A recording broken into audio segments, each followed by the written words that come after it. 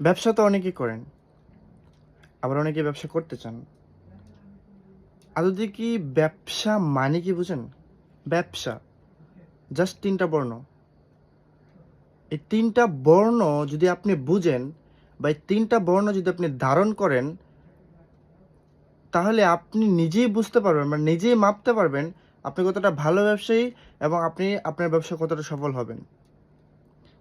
আমি যেভাবে এটাকে বিশ্লেষণ করি, ব মানে ব্যবহার, ভ মানে বৈশ্য, স মানে সততা।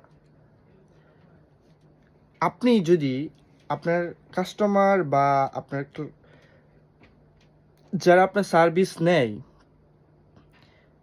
তাদের সাথে যদি প্রপার ব্যবহার করতে পারেন, আপনার ব্যবসা আগাবে।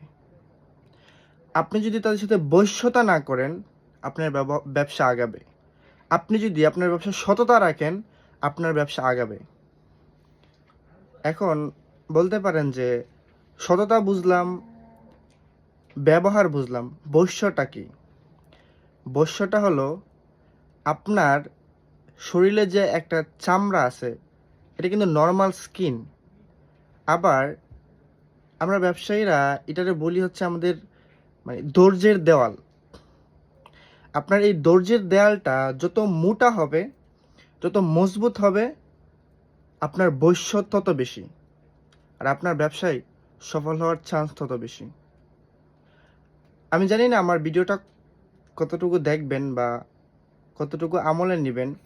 আমি হয়তো খুব ছোটোখাটো মানুষ বা ছোটোখাটো একজন উদ্যোক্তা হতে পারি, বাট আমি যেটুকু জানি এটুকু আমি শেয়ার করতে চাই।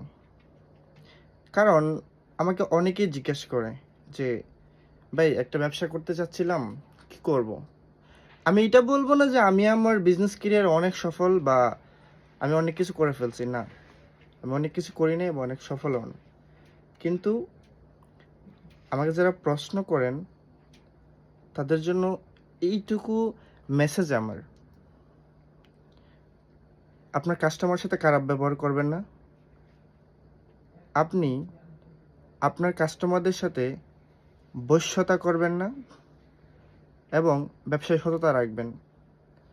একটা পণ্য আপনি ৳৫ কিনে আপনার চাচাকে যদি এটা ৳৬ দেন, তাহলে আপনার সকল কাস্টমারকে এটা ৳৬ দেওয়ার চেষ্টা করবেন। অন্যরা আলাদা বলে বা অন্যরা আপনার আত্মীয় হয় না বলে ওদের কাছে ৳১০ বিক্রি করবেন না। তাহলে ব্যবসা এখানেই শেষ করতে হবে। কিছু বেশি দূর আগাতে পারবেন না।